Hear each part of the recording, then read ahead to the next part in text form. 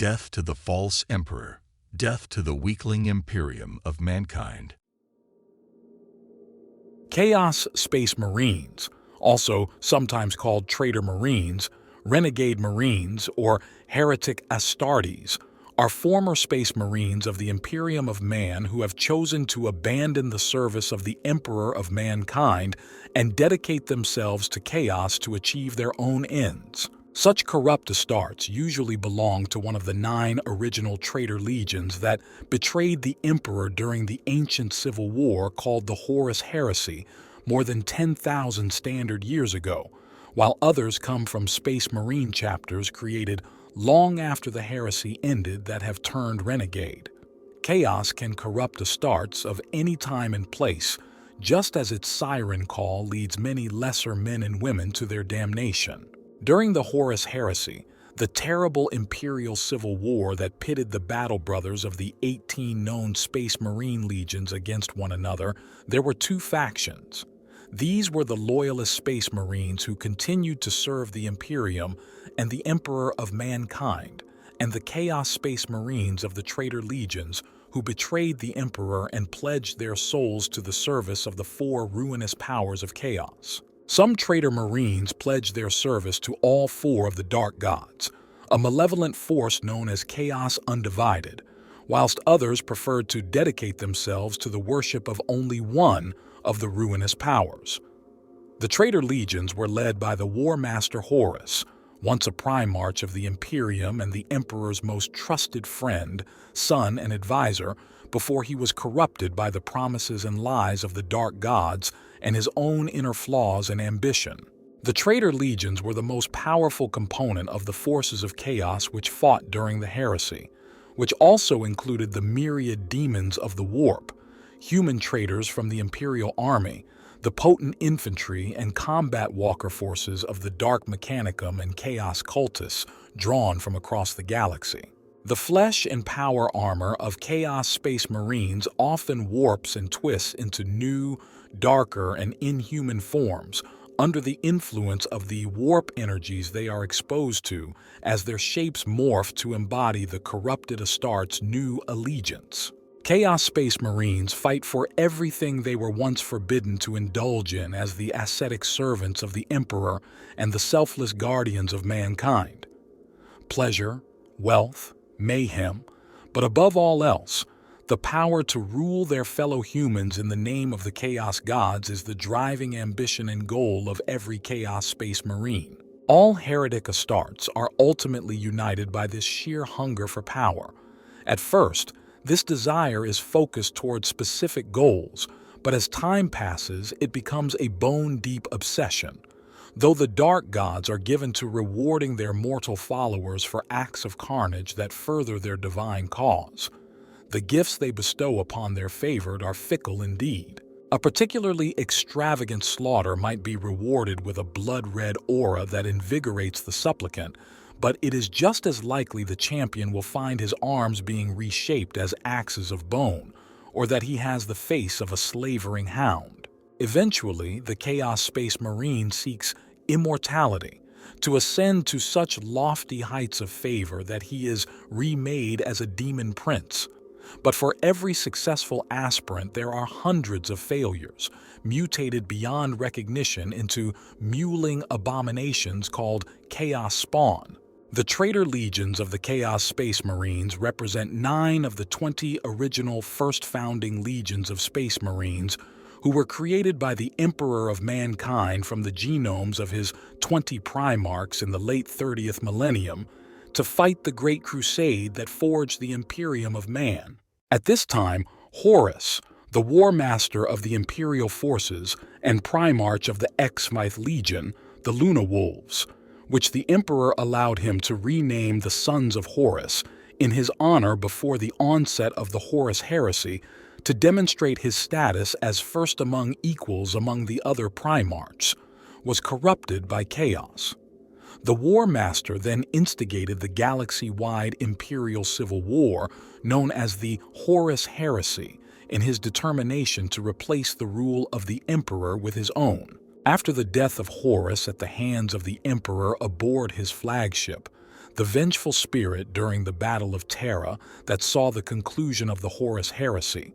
The remnants of the 9 traitor legions fled, along with the other traitor imperial forces that now served chaos, into an area of the galaxy where the warp bled into real space, creating the permanent warp storm known as the Eye of Terror.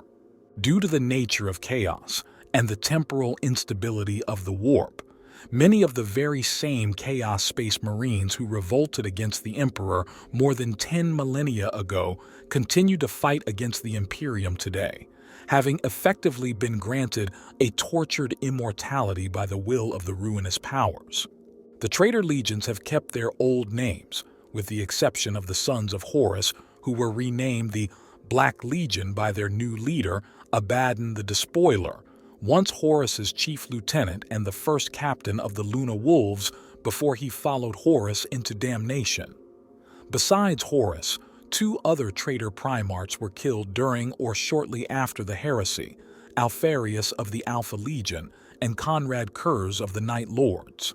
The 6 surviving traitor primarchs have since been transformed into demon princes by the Chaos Gods. These demon primarchs rarely took part in the affairs of their legions before the birth of the Great Rift. 4 of the traitor legions have pledged a singular loyalty to one of the great Chaos Gods, while the others serve the interests of chaos as a whole in the form of Chaos Undivided. Due to the nature of chaos and those who choose to serve it, not long after the end of the heresy, the traitor legions, save for the word-bearers, largely stopped operating as unified military organizations and instead devolved into a series of separate and often competing smaller units called Warbands. The traitor Marines who command these Warbands, all potent chaos champions, seek their own personal glorification and the eventual opportunity to become demon princes in their own right by earning victories in the cause of chaos. Due to the fractious nature of the dark gods, the warbands in service to a particular ruinous power often view other traitor marine warbands who serve its patron's rival deity as even more appropriate targets for their wrath than the servants of the emperor. With such an attitude prevailing among the corrupted Astartes, it has often proven impossible for the traitor legions to present a united front against the Imperium since the death of Horus, which is one reason why they have never enjoyed a similar series of military successes over the past 10 millennia.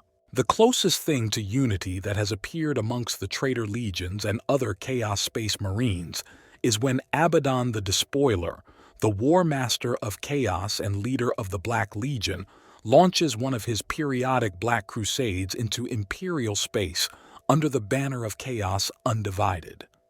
These were temporary periods of unity amongst all the forces of chaos when they seek to overwhelm the Imperium's defenses surrounding the Eye of Terror and drive on Terra once more. Abaddon is the only champion of chaos since Horus himself who is able to command, however begrudgingly and briefly, the loyalty of all 9 traitor legions, and he has led 12 Black Crusades out of the Eye of Terror against the Imperium of Man. The latest, the 13th Black Crusade, was launched in 999, M41, and proved the most successful for the forces of chaos since the Horus heresy. The Chaos troops managed to destroy the fortress world of Cadia, at last cracking open the Cadian Gate. Shortly afterwards, the Great Rift was born, as the strains wrought upon reality by the 13th Black Crusade caused real space to crack along a line running from the Eye of Terror in the Galactic West to the Hadex Anomaly in the East.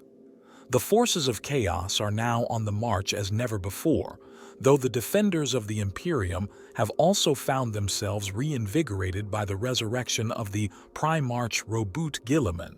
Yet the Emperor's servants find themselves pressed as never before from all sides by Chaos and other Xenos factions. Abaddon believes it will not be much longer before the Black Legion and the other servants of the ruinous powers will once more stand upon the soil of Terra, Then the galaxy will tremble as the servants of the dark gods rip the corpse emperor from his golden throne and claim the souls of mankind for their own. The Long War has raged for 10,000 standard years. The bitterness and spite of the Chaos Space Marines has spread throughout the galaxy, spilling from the warp and bleeding back again for time immemorial. Though the Inquisition takes great pains to quell reports of chaos incursions in order to spare the common populace of the Imperium from unconventional thought that might lead to a replication of the heresy, the legends and records persist across the galaxy, handed down through the generations by the foolish and the brave. This is a woeful record of recorded blasphemies committed by the heretic Astartes, compiled from the sealed archives of the Conclave of Kratos, by order of the Herald of the Convocation Senatorum Imperialis, as ratified by Order in Camera KKL/7064443334/X8044, pursuant to the declaration of reunification of the heresy and recidivism in each and all of its manifold manifestations, with reference to the sealed addenda to the 7th Grand Census Armorial. The Great Crusade, K800 and M30, 005, M31, the Emperor rises from the anarchy of sundered Terra during the Age of Strife and creates the Primarchs. The first Space Marines are created in turn near the end of the Unification Wars. With the warp storms that isolated Terra during the Age of Strife finally dissipated, the Emperor goes forth into the galaxy. Over the course of campaigns unnumbered, the Emperor's Space Marine legions unite mankind. The Imperium of Man is born. The Horus Heresy, CA005, M31, 014, M31. The galaxy is torn by bitter rebellion and civil war. Horus and his 9 traitor Primarchs lay waste to the remaining 9 Loyalist Legiones Astartes and all but overthrow the Emperor of mankind. The forces of chaos are eventually hurled back from Terra, and most are driven into the Eye of Terror during the campaigns of the Great Scouring. Fall of Guilliman at Thessala, 131 M31.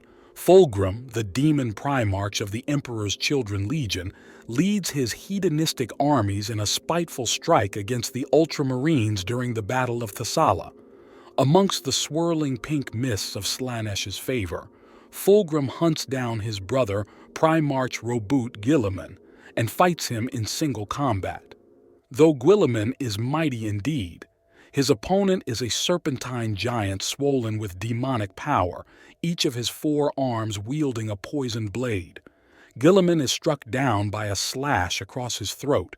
He is spirited away by his Space Marines and placed in a stasis field before Fulgrim's poisons can kill him outright.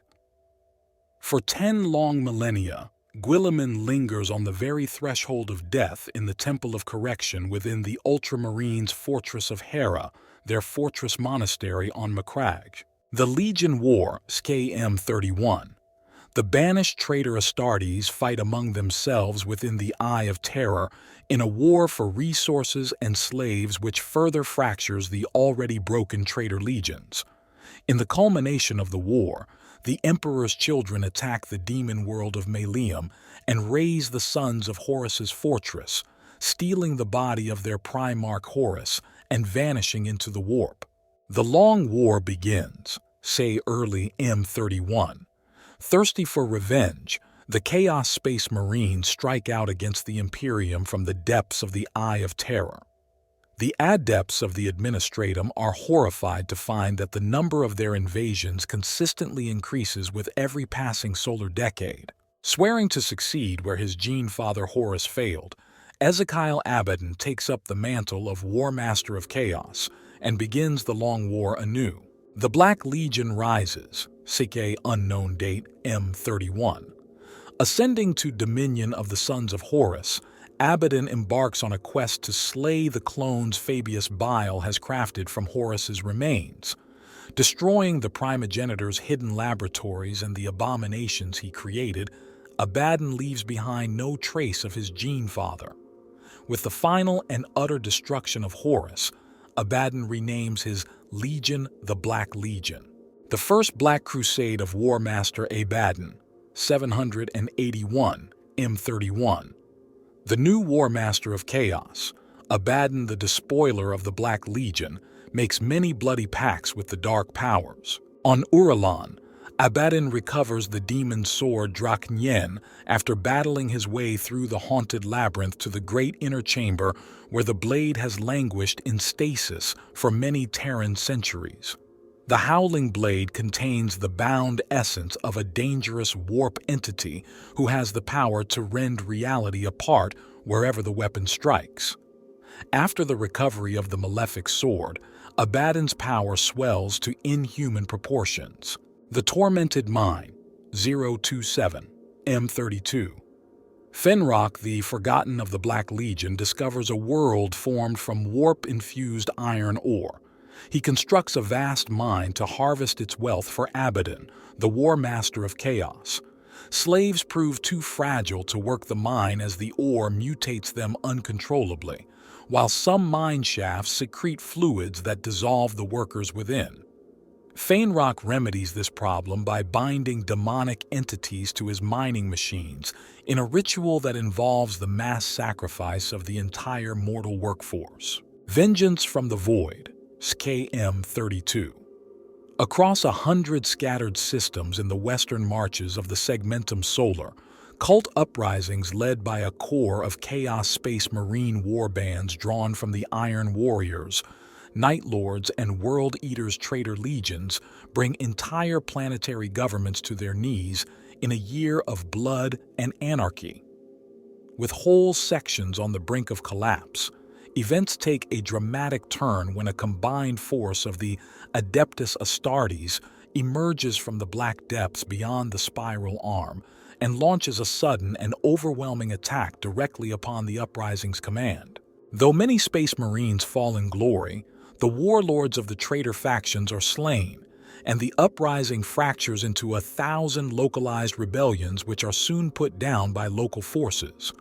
Subsequent inquisitorial studies claim that these Space Marines are drawn from several chapters, including the Minotaurs, Carcharodons, Death Eagles, and Angels of Absolution. Other evidence, however, including their estimated founding and projected deployment dates, contradict these assertions, consigning the entire event to conjecture. Perturabo's Plague, Cave 400, M32. The demon Primarch Perturabo perverts the 8 rituals of possession, turning them against his enemies. Invoking Nurgle, Perturabo imbues his curse with extreme contagion and releases it into the mechanical systems of Toil, a vassal forge world of the Mechanicum. The raw chaos spreads through the machines and the hidden manufactoria begin to change. On the 8th solar day, giant cables burst from the earth, demonic machines hunt the living, and many-legged cathedrals of industry prowl the wastes. The planet is ultimately scoured of all native flesh.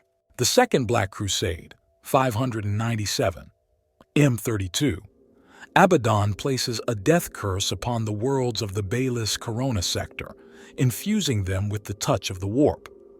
His fleet attacks the sector's shipyards, destroying dozens of Imperial cruisers under construction or repair. The Imperium, focusing on the war in space, musters a naval force to fight back.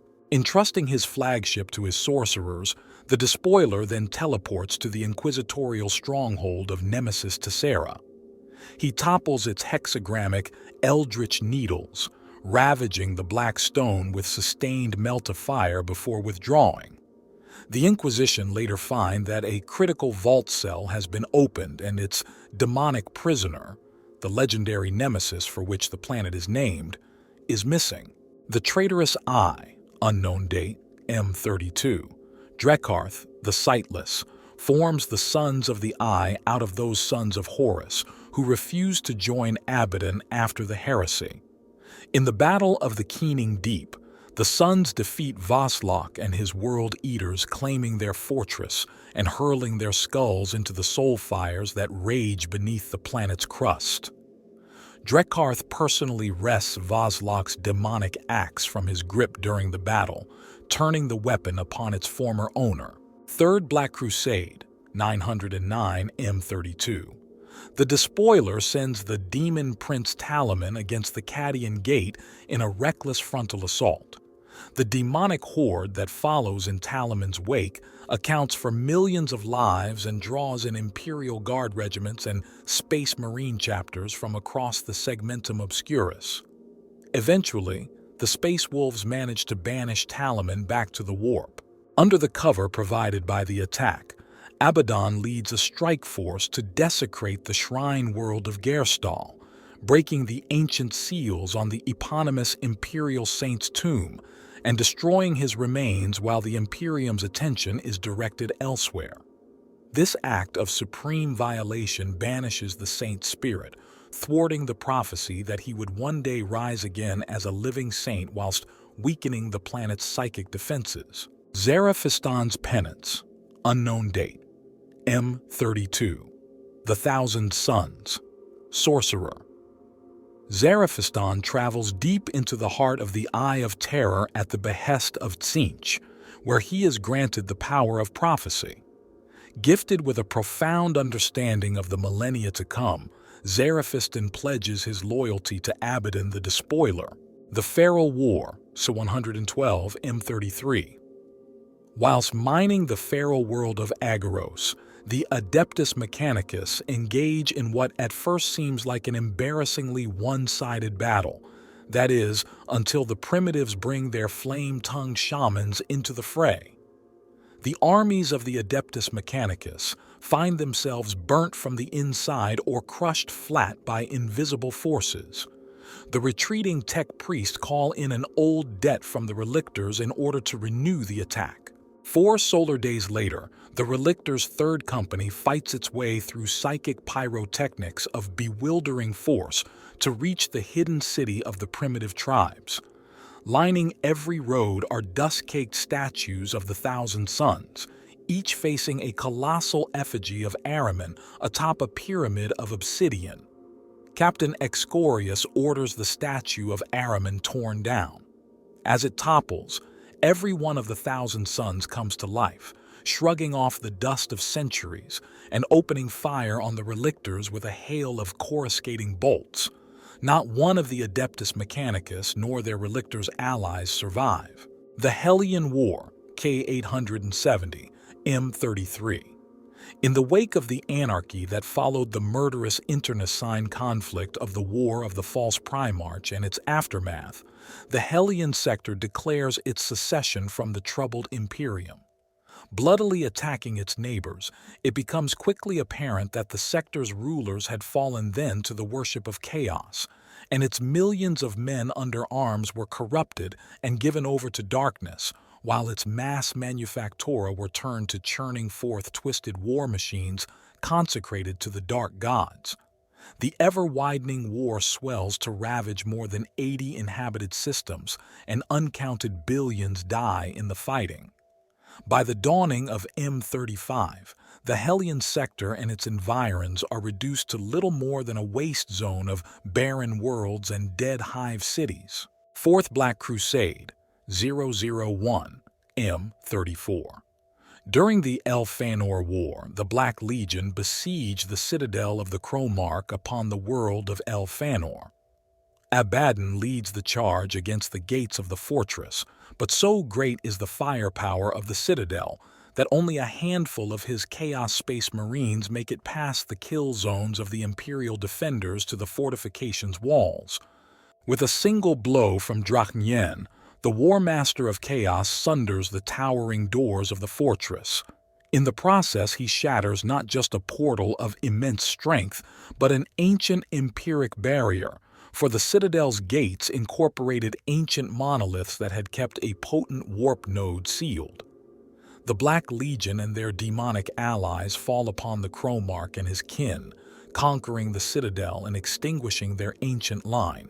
The Sin of Pride, 498, 601, M34.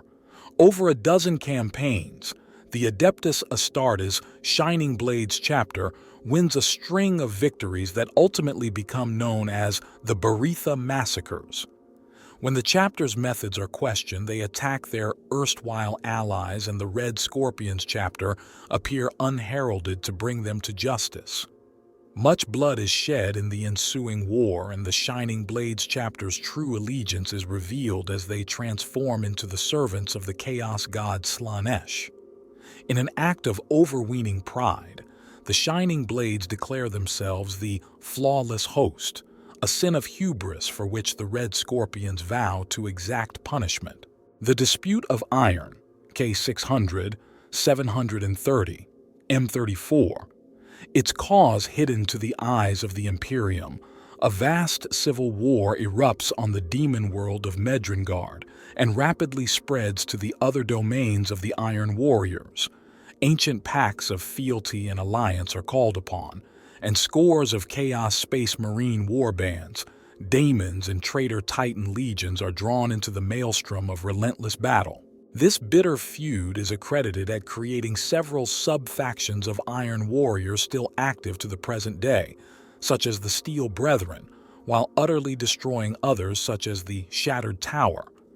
As abruptly as it was begun, the war suddenly ended, leading some to believe that the official conflict had been carried out according to the demon Primarch Perturabo's design in order to weed out the weak and the unworthy from his scions. The Shattering, 764, M34. Craftworld Lugganath comes under vicious attack from a psychically shielded fleet of Emperor's children. The Eldar vessels destroy the first wave of fighters, but the sheer number of Chaos Space Marine dropships forces a breach in the Craftworld's defenses. After a bitterly fought boarding action, a teleport relay is established in the Plaza of Reflection, and the Emperor's children begin to deploy en masse.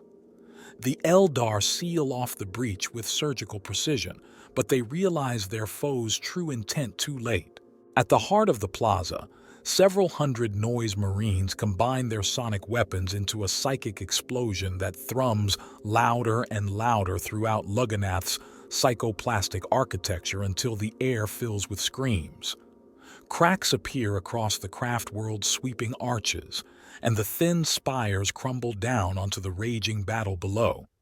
Seeing the devastation wrought by the terrible weapons of the Chaos Space Marines, the Autarchs of Lugganath authorize the use of Hemlock Wraithfighters. The Emperor's children eventually retreat before the resultant barrage of necromantic energy, abandoning their dead and pursued every step of the way by vengeful harlequins and unflinching, tireless ghost warriors. The Red Dawn of Iriad 4, 435, M35. Iriad 4, a fortified industrial world on the cusp of the Eye of Terror, is invaded by a tide of world eaters. Captain Rebellion, of the Eben Knights chapter, leads his men against his traitor cousins in a bitterly fought war that sees the corpse count rise spectacularly quickly. The battle tears across the planet until less than a company of warriors remains on either side. Whilst the World Eaters do not care that so many of their number have fallen, Captain Rebellion is driven to desperation by the loss of so many of his men and mutters a prayer into the night. Solar hours later, covered head to toe in blood, Rebellion stalks out from the shadows with a dripping chainsword in either hand. His men shout in fierce joy as the last of the World Eaters falls, though their victory soon turns to ashes. Unstoppable, Captain Rebellion hacks a swath through the remaining Eben Knights. He does not stop there. The rampaging captain attacks anything that moves, including his own reflection. District after district is depopulated as Rebellion's pact, with corn bears slow but terrible fruit. Iriad Wamfi's remaining population is evacuated, and the planet is declared perditus. The Grief of Harridan, 973, M35. A terrible wave of bloodshed and insanity descends from the Nightmare Rifts. Chaos Space Marines, massed cult hordes and waves of demons falling upon the Imperium in an orgy of death later termed not an invasion, but a genocide.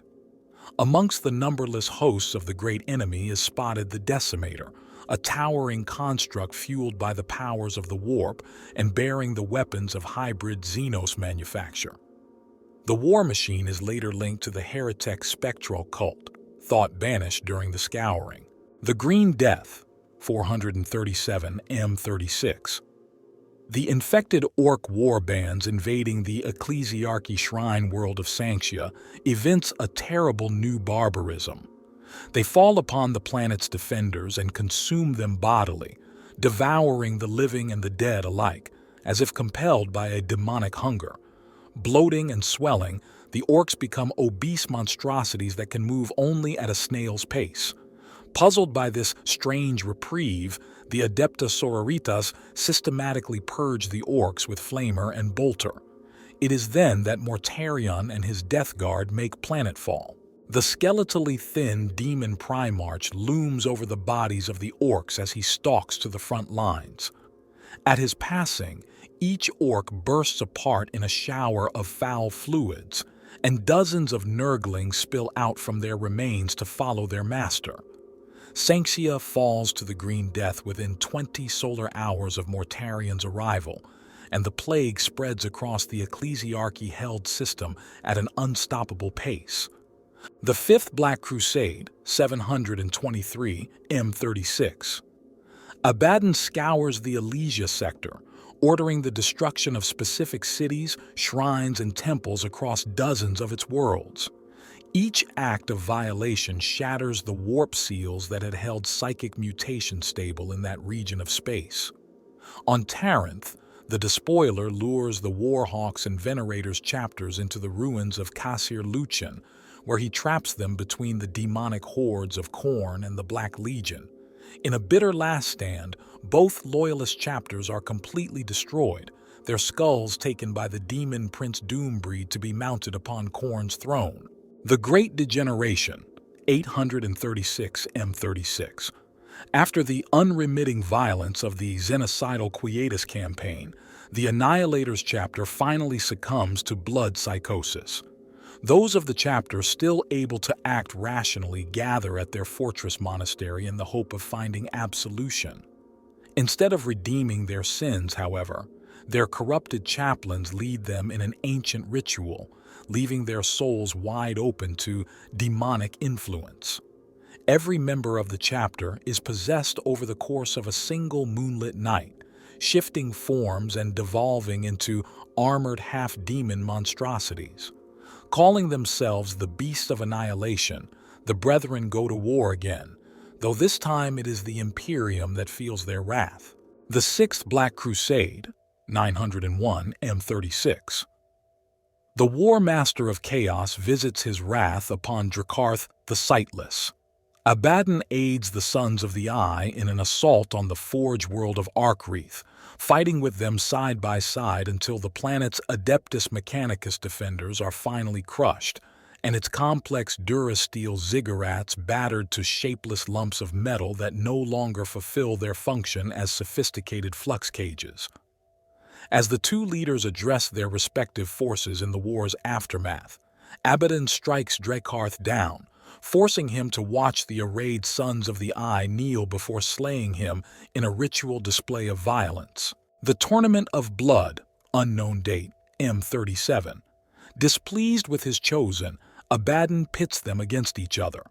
For 8 solar days, the chosen fight in the gore-spattered holds of the vengeful spirit until only one of them remains. Impaling the victor on the talon of Horus, Abaddon seals a pact with Khorne, gaining a powerful demonic ally in the form of the bloodthirster Hakon Gra. The Abyssal Crusade, 321, M37, 112, M38, Warp Storm. Dionys ripples across the galaxy, its ghastly energies polluting a wide swath of star systems. In addition to billions of Imperial citizens, no less than 30 Space Marine chapters are judged by the charismatic St. Basilius to be tainted. the ecclesiarchal lord gives a choice to those so judged: seek redemption in the eye of terror or be exterminated. Without exception, the condemned chapters, known as the judged, choose to embark upon a redemptive crusade aimed at purging the demon worlds of the Eye of Terror.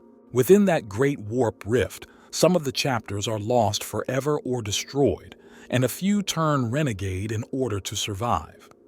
The most resolute return to the Imperium nearly 800 standard years later and discover that their accuser, Saint Basilius himself, is a servant of chaos.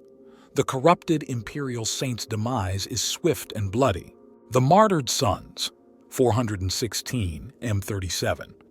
Inquisitor Lord Antonius Coyle of the Ordo Malleus discovers the current location of the nomadic Hellforge of Sarum while conducting an exterminatus against the warp-tainted hive worlds of Golianda Ninth and moves to see it destroyed at last. Along with warships committed from Battlefleet Reductus and several Militarum Tempestus regiments, he mobilized the aid of 3 Space Marine chapters, the Brazen Claws, the Sons of the Raven, and the Celestial Guard, to strike deep into the perilous Golgotha wastes against this nightmarish thorn in the Imperium's side. Within sight of the baleful world, the Imperial fleet is ambushed on all sides by the pale warships of the Warp Ghosts and Blackwing's Chaos Space Marines, and the horrific demon engines of their Dark Mechanicum allies of Sarum.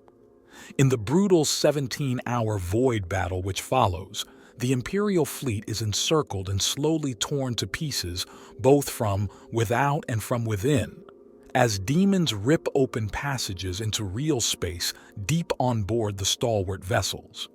Only the chapter fleet of the Brazen Claws breaks free from the trap without crippling losses, while the human contingent of the Imperium's strike forces is annihilated to the last. The ravaged Celestial Guard chapter will take nearly a century to rebuild from its grievous losses from its stores of gene seed, swearing bitter vengeance against the Warp Ghosts. The fleet-based Sons of the Raven chapter, not one of whom escaped the deadly trap, are declared martyred, and the great bell of lost souls in the Tower of Heroes on Terra tolls to mourn their passing.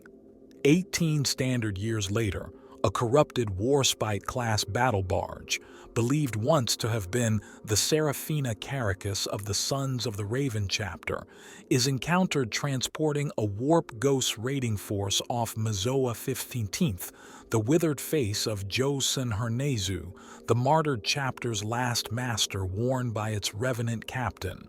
Molochai's Folly, 772, M37.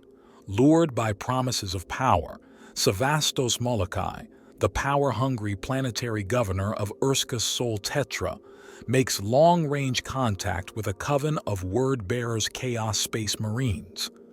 Within 8 solar weeks, his planet is turned from a thriving industrial world into a demon-infested nightmare. The 7th Black Crusade of Warmaster Abaddon, 811, M37. During the course of the Ghost War, the Blood Angels join in battle against Abaddon's horde upon the world of Makan.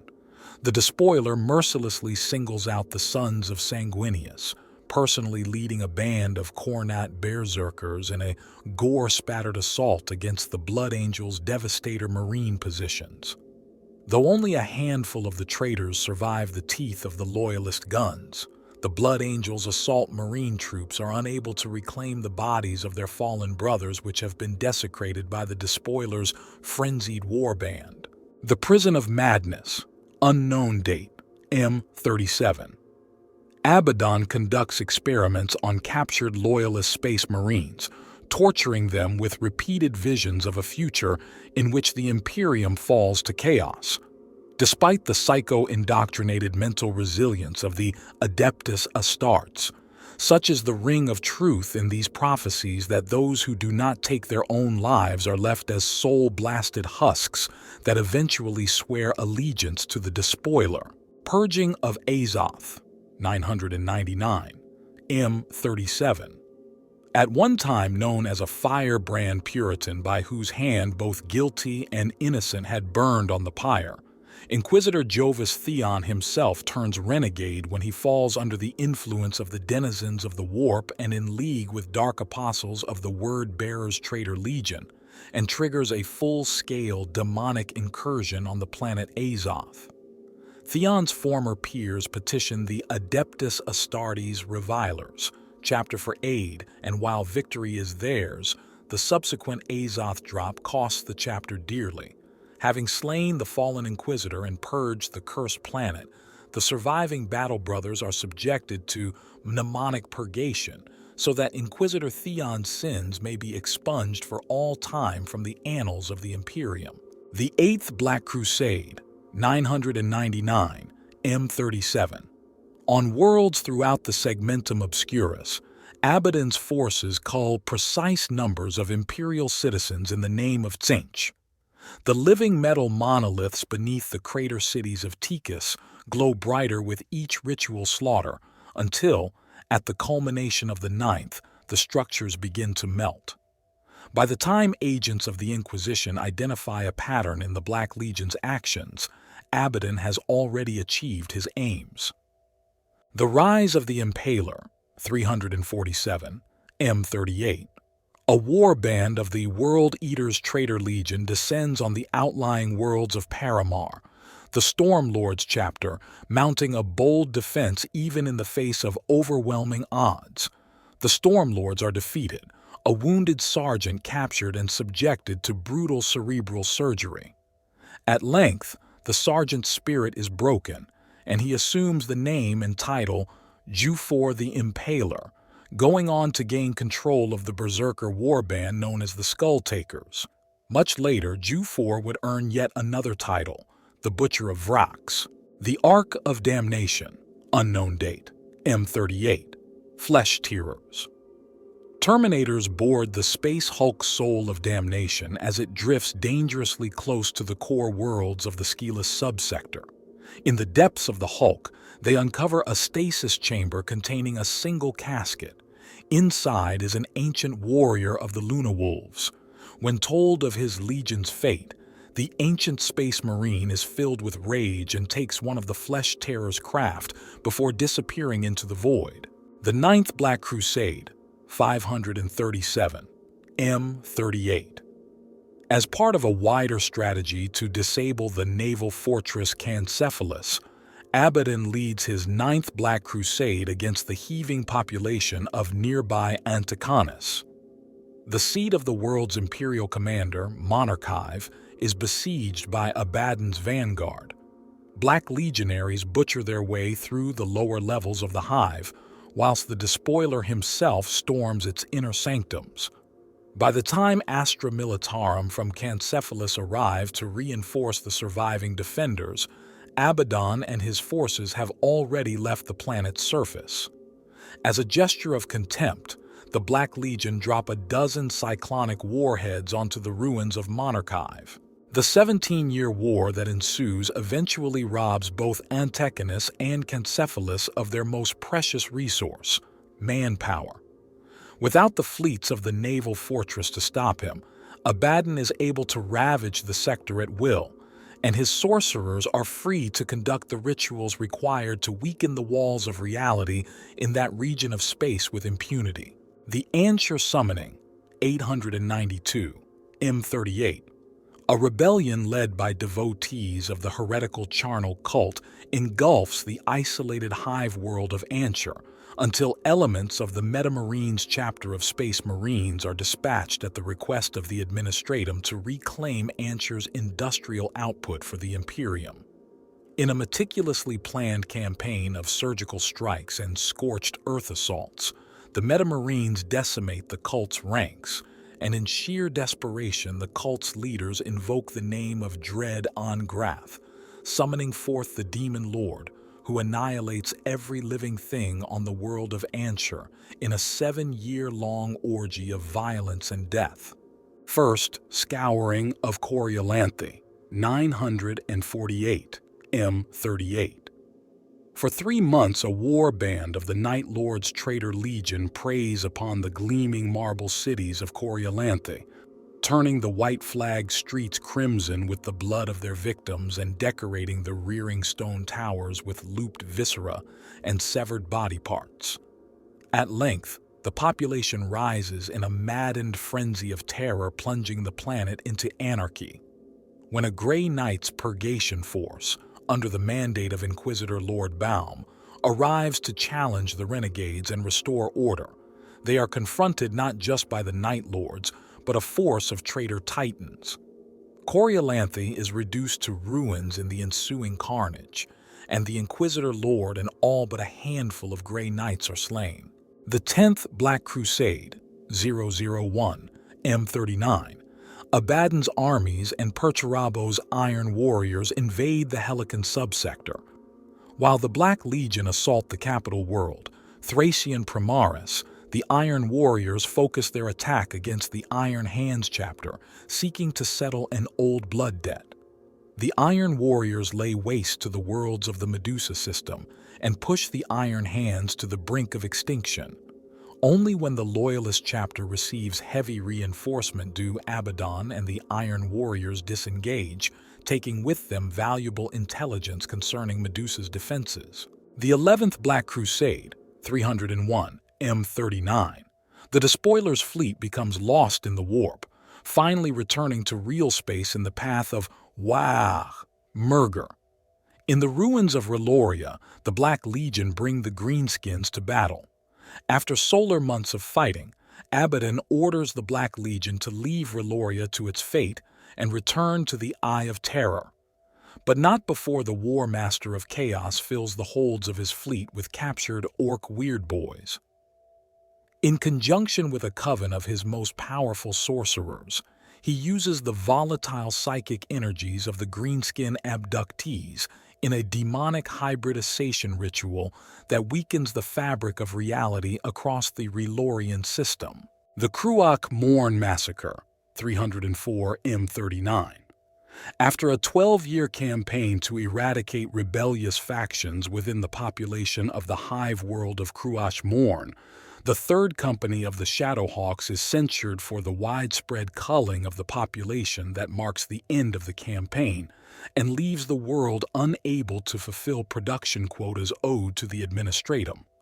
Rather than accept the dishonor of exile on a penitent crusade, Captain Mahaur leads the survivors of Third Company in a series of raids on Imperial fleets and outposts in the Kruak system before vanishing into the lightless void of the Halo stars. False Flags, 799, M39. An Imperial Navy deep void way station comes under heavy assault by a Space Marine force later identified by their singular heraldry as belonging to the Celebrants chapter. Objections are lodged at the highest possible levels of the Imperial hierarchy, the Celebrants chapter master dismissing the accusations as false and threatening reprisals if they are not retracted. The discord reaches a climax when the Celebrants withdraw from joint anti-pirate operations in the Eratan Deeps, leading ultimately to the loss of 3 entire subsectors. Subsequent Ordo Hereticus investigations determined that the original attack was carried out by the Night Lords in a typically cunning ploy to sow terror amongst the defenders of the Imperium.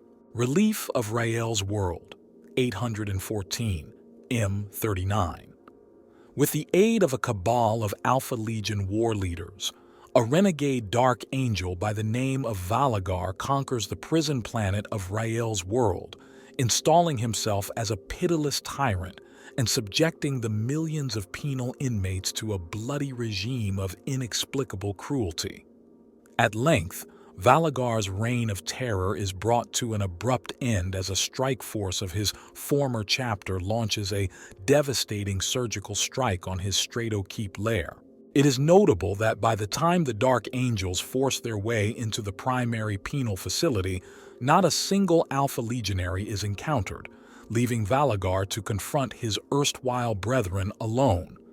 Only when he is captured by the Dark Angels and consigned to a transport vessel back to the chapter fleet is it revealed that his is host to a potent demon.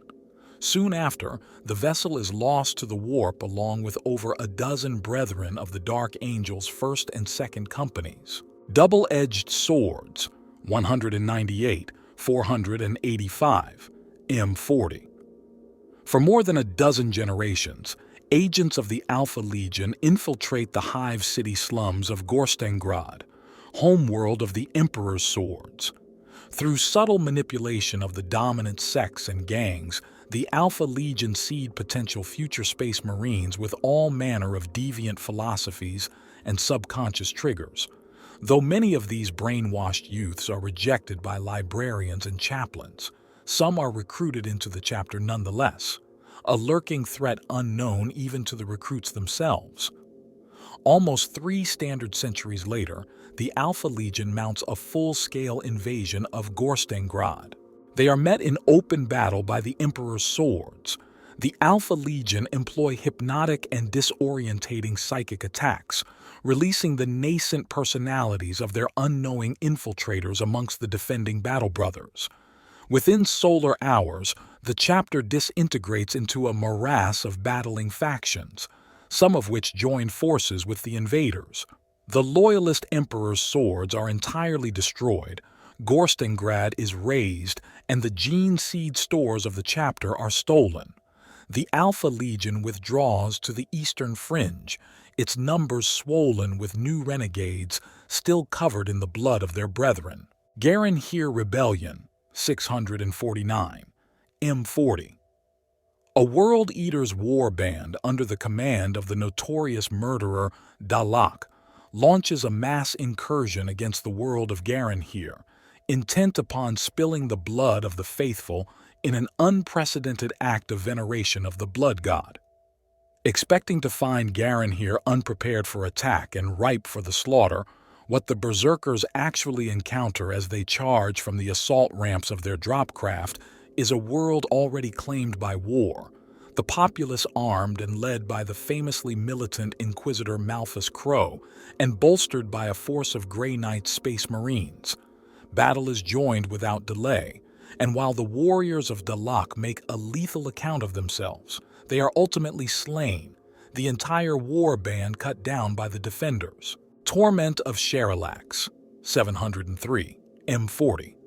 The population of the pilgrim world of Sherilax falls prey to the fell temptations of the dark god Slaanesh. Nihilistic pleasure cults on the planet take such sadistic delight in slaughtering the planetary governor's militia in an intense outbreak of violence. They summon the bringer of torments, the greater demon of Slaanesh, Zarakinel. The death of the witching moon, 013, M41. The Forge Moon of Keziah in the strategically vital Agathon system falls into an unnatural eclipse which its population is driven to murder and madness in an endless night of horror. The dread forces of the Tenebrae and Company of Misery reign as dark kings amid the nightmare, and the baleful light of the witching moon that Keziah has become spreads calamity and warp-tainted phenomena wherever it now falls, threatening the entire star system.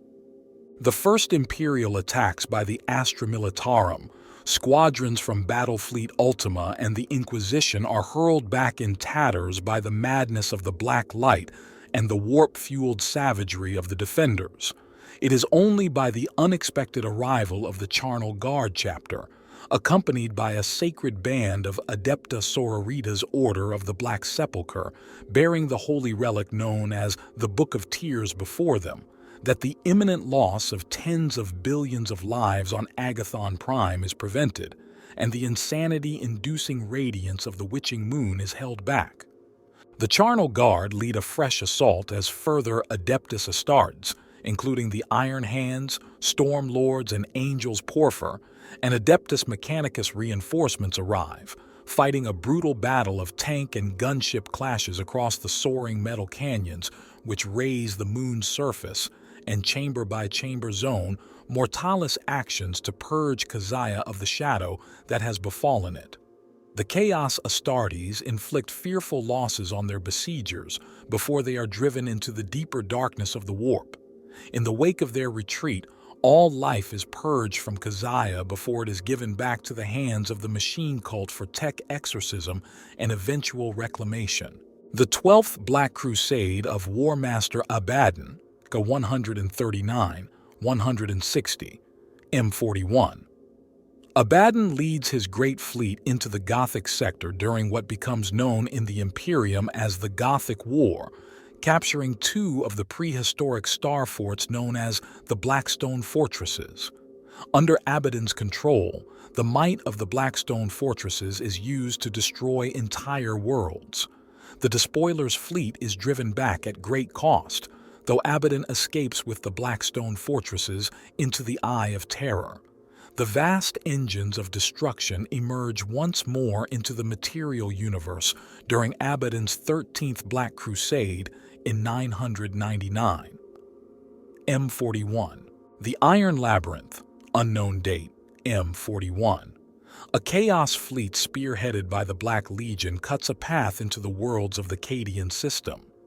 With the aid of the Imperial Fists, the Astra Militarum managed to break the Chaos forces at the Battle of the Iron Labyrinth, driving them back to the Eye of Terror. However, what their enemies' seemingly reckless thrust so far in-system achieved remains a mystery to the Imperial commanders. The First War for Armageddon, 444, M41. Imperial forces upon the strategically vital hive world of Armageddon struggle to contain an armed rebellion that spontaneously breaks out across both the subcontinents of Armageddon Prime and Armageddon Secundus. At the height of the Civil War, a space hulk enters the system and disgorges a horde from the demon worlds of the Eye of Terror, led by Angron and accompanied by massed war bands of world eaters. Angron and his demon armies carve a red path across Armageddon Prime, and the conquest of the planet appears inevitable until the demon Primarch is delayed, drawing chaotic energy to the planet. During the reprieve, the Imperial forces are reinforced not only by space wolves from nearby Fenris, but also by a company of 100 Grey Knights Terminators. Though it costs the lives of all but a handful of the Grey Knights, Angron and his honor guard of bloodthirsters are finally driven back into the warp. The Kinbex Genocides, 709, M41. Adherens Reavers, a renegade war band under the former sons of Guilliman Captain Adheren, instigates a series of bloody uprisings and mutinies across a dozen worlds of the Kinbex Nebula in an effort to topple the already tenuous and overstretched Imperial presence in the region. Unknown to Adheren, however, the celebrated rogue traitor Joff Zuckerman and his arch-militant Thor Malkin, later Inquisitor Malkin, are present in the region, forging trade routes to outlying systems. Zuckerman responds by ordering an immediate and bloody reprisal, crushing the uprisings with his own fleet and ground forces, led by Thor Malkin in what became known as the Kinbex Genocides. Adherens Reavers are believed to have fled the region rather than face such a massive reprisal, and do not appear again in mandated Imperial histories until their involvement in the Siege of Vrax over a century later. Magdalene Incursion, 712, M41. The renegade Bleak Brotherhood makes a compact with a demonic power for aid in coming wars, the price the entity demands being the casting down of the Crystal City of Magdalene. The renegades enact their Pact of the Fell Bargain, and in so doing attract the attention of the Space Wolves. The ensuing battle amidst the shattered ruins of the Crystal City is so pleasing to the denizens of the Warp that a major demonic incursion is triggered. The Constantinus Iconoclasm, 746 M41, the sons of Guilliman free Nova Terra from a Tyranid attack. Afterwards, Squad Constantinus hunts down remnants of the Hive fleet, finding Genestealer cults within the noble families of the capital. The entire ruling class is executed. The outraged population rises up against their Space Marine liberators. His patience gone, Sergeant Constantinus blames the Imperium for making him a monstrous killer and denounces the Emperor. Constantinus swears to lead Novaterra's populace to a better future, and his conviction is infectious. As his oratory takes hold amongst the anarchy, his agenda of martial discipline is beaten into the fabric of the Novaterran civilization. The old order is thrown down, and statues of Constantinus the Liberator are raised in their place.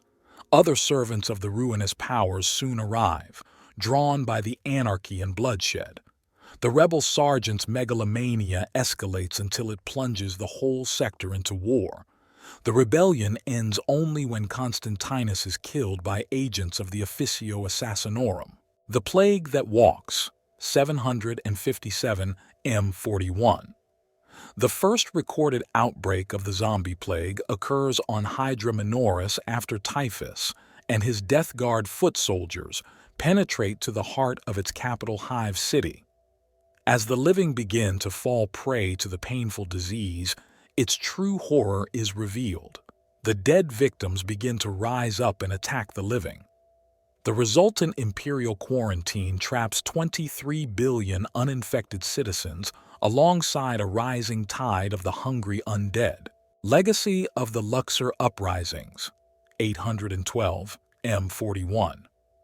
A coalition of Alpha Legion warbands foments an uprising on the Munitorum Provender world of Luxor, threatening the supply of war material to war zones across the northern marches of the Ultima Segmentum. The rebellion is put down by the Ultramarines, but the population is so embittered by the chapter's actions that insurrection and rebellion flares on numerous occasions over the next century. Some strategio savants even ascribe the fall of the entire Aradme cluster some 8 decades later to chronic undersupply in the aftermath of the 812 M41 uprising. The Skull of Kerngar, unknown date, M41. Abaddon travels to the maiden world of Ildanira, seeking the skull of Kerngar. Though initially confounded on the planet's surface by Eldar snipers from craft world Alaitok, he orders all cover around his position to be leveled by orbital bombardment. Eldar reinforcements react swiftly to drive the despoiler back, but not before he secures his prize. The Pilgrimage of Dark Lament, unknown date, M41. Struck by a vision of Abaddon, millions of imperial pilgrims abandon their worship of the god Emperor and turn their void ships toward the Eye of Terror. After a long and perilous journey in which thousands perish, the pilgrims finally reach worlds held by the Black Legion, where they are immediately enslaved. Even as they fall beneath the lash of their new masters, the pilgrims give thanks to the War Master of Chaos. The Badab War, 901-912, M41. Lugft-Huron, chapter master of the Astral Claws, declares himself the tyrant of Badab and secedes from the Imperium. 11 standard years of intersystem war follows, embroiling more than a dozen chapters of the Adeptus Astartes in one of the largest fratricidal conflicts between the Astartes since the Horus Heresy itself. Huron's reign is eventually brought to an end, but despite suffering grievous wounds, he escapes into the maelstrom with his followers vowing revenge, now calling himself Huron Blackheart. The Skull Harvest, 913 M41. An Administratum tithe fleet arrives at the 3 worlds of the Hreidmal cluster, seeking the tally of lives and produce due the Imperium, only to find each world laid waste. The headless corpses of each world's inhabitants lie abandoned, not slain in battle but carefully harvested, and their skulls piled in great towering obelisks. Attempts to demolish these foul monuments bring the Slaughterkin warband down upon the Imperial forces, led by Warlord Mahar the Harvester, and soon the skulls of the Administratum factors and regiments assigned to their protection are offered in sacrifice to Khorne atop the rebuilt obelisks. Wars of the Paraxial Succession, 917 M41. When the Adeptus Terra prefect of the Medea cluster, Lord Sector Parax, is discovered to be harboring deviant mutation and accused of being in league with the ruinous powers, he is executed before a court of his peers without trial. With no successor, however, the Adeptus Arbites Lord Marshal takes direct control of the cluster, his rule so brutal that a dozen uprisings flare up within the year. The entire cluster erupts into anarchy as the wars of the Paraxial Succession draw in Space Marines, both loyal and renegade, from far and wide. Steel Unbound, 919, M41. Following their alliance with Luft Huron during the Badab War and their subsequent voluntary internment under license to the Salamanders chapter, the Executioners are released to begin their standard century-long penitent crusade. In the first decade of the crusade, a dozen recidivist cults are purged from the Telemon cloud, and 3 minor Xeno strains infesting the Garya rifts are exterminated. The most glorious of many action fought during the opening years of the Crusade is against a previously unknown pocket empire deep within the Galactic core, entirely in the sway of the ruinous powers and maintaining pacts with at least 3 Traitor Legion Warbands and 1 Traitor Titan Legion. The Executioners earn countless honors far from the glaze of the Imperium, the only witnesses the agents dispatched by the High Lords of Terra to track the penitent chapter's progress through the lawless void. The Blood Tide, 920, M41. The Tau Empire expands into uncharted territory, hoping to bring new populations into their fold. The Tau diplomats forge an uneasy peace upon the planet of Ur-Clemé, a world that has been consumed with civil war for many Terran centuries, simply by supplying one side of the warring factions with high-technology pulse weapons. Though most of the remaining population seems content with the Tau's enforced pacification, the elders and priests of the Old Faith are distraught, insisting that the blood tithe must continue to be met. While most of the wizened priests try to incite rebellion against the Xenos, several attack the Tau directly, clawing feebly at their battlesuits or even taking their own lives in messy displays of martyrdom. The puzzled Tau continue their mission of absorption and assimilation, but before the standard year is out, the word-bearers arrive to enforce the neglected blood tithe. They attack the newly prosperous world of Ur-Clemé in terrible force, chanting prayers of appeasement to the dark gods as they cut down human and Xenos alike. The Tau Firecast meet the invasion head-on, and the world is plunged into an ongoing war far more terrible than the ritual struggles of old that had once provided payment to keep the heretic Astartes at bay. The Vaxhalian Genocides, 926 M41. The vile Chaos renegades known as the Purge seek to vent their hatred of all living things and choose the verdant imperial world of Vaxhalia as their victim. The planet's surface is soon riddled with consumptive disease and crippling famine. Over the course of a single solar month, the Purge engineer the destruction of no fewer than 14 billion imperial citizens. The Scourging of Carrick, 932, M41. The agri-world of Carrick has long exported the processed root of the cholam trees that cover most of its surface to feed the Astra Militarum regiments prosecuting the Katbargo Crusades. When the primitive harvester clans turn their hand scythes against their imperial overseers, the world falls to anarchy and war. Warlord Malfor, the harvester, and his corn-worshipping slaughterkin are found to be behind the charnel cults that spring up across Carrick. The ensuing war is fought on foot beneath the dense canopy and air-to-air in the skies above, large numbers of the native defense militia turning traitor and falling to the worship of the dark gods. Deliverance only comes when the 5th Company of the Adeptus Astartes Star Phantoms arrive in-system to resupply and launch an immediate and devastating attack upon the rebel stronghold of Calder's Ark, slaying the Harvester and driving the Slaughterkin from Carrick.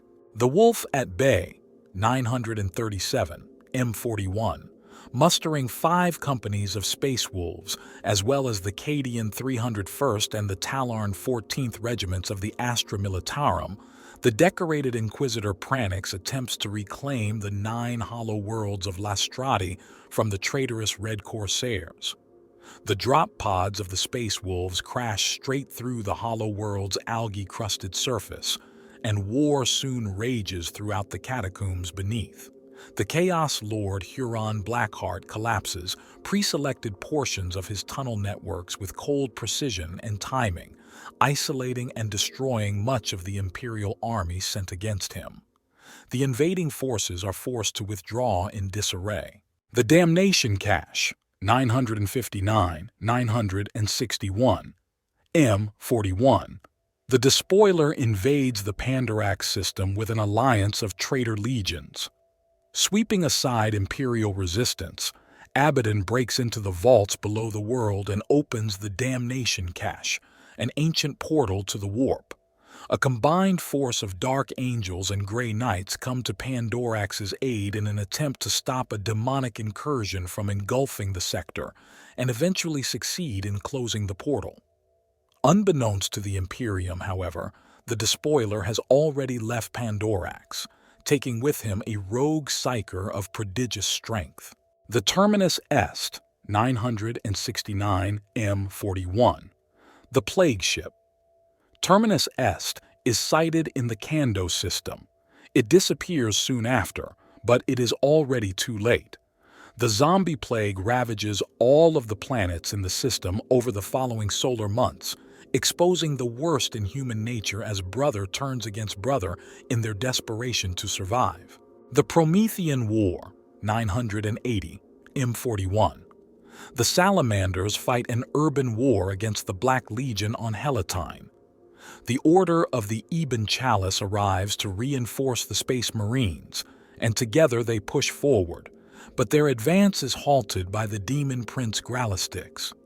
Saint Celestine appears suddenly, storming through the chaos hordes and slaying Galactic before vanishing once more. The Constantinus Iconoclasm Redux, 981 M41. The Adeptus Astartes Night Reapers are heavily censured after they abandoned the shrine world of Salvation Gamma to the massed Chaos Space Marine and mutant forces closing in upon it during the Constantinus Iconoclasm, turning the guns of their gathered war fleet on the planet in order to grant the population what they consider a merciful end. The Ecclesiarchy lodges such vociferous objections with the Senatorum Imperialis that the Night Reapers are declared to have committed a gross dereliction of duty and, as punishment, are consigned to duty along the outer fringes of the Lana Rifts. Within a solar decade, contact with the chapter is almost entirely lost. The Perun Cross Incident, 989 M41. Having been conclusively linked to the destruction of the fleet of the rogue traitor, Baron Strauss Ewan, the Night Reapers chapter is declared excommunicate traitoris. The Minotaurs and Red Templars chapters are dispatched to track them down in the depths of the Lana Rifts and bring them to the Emperor's justice. The harrowing of the Night Reapers drags on for 3 years, with evidence of the renegades harnessing numerous forms of Xenos technology amassing throughout. At length, the Night Reapers are cornered on board a vast, pre-human void construct known as the Perun Cross, as they attempt to mine some unknown but no doubt blasphemously potent weapon from its core. In the final assault, a Grey Knight's strike force arrives and boards the Perun Cross, but events take a drastic turn as the construct, the entire Grey Knight's force and a large number of Minotaur squads are consumed together in atomic fire. It is assumed that the Night Reapers chapter is no more, though Imperial forces stationed along the Lana Rift remain vigilant for signs that any of the fallen brethren survived the Perun Cross incident. Skulls for the Skull Throne, 992 M41. Having long ago amassed more human skulls than he knew what to do with, Rograk's Bloodhand of the World Eaters swears to collect a skull from every warrior species in the galaxy and offer them up for the throne of his master, Khorne. Bloodhand's masterwork takes a dramatic new turn with the coming of the Tyranid fleets into the galaxy. Making haste for the Eastern Fringe, the maniacal trophy collector leads his fleet directly into the path of Hive Fleet Kraken.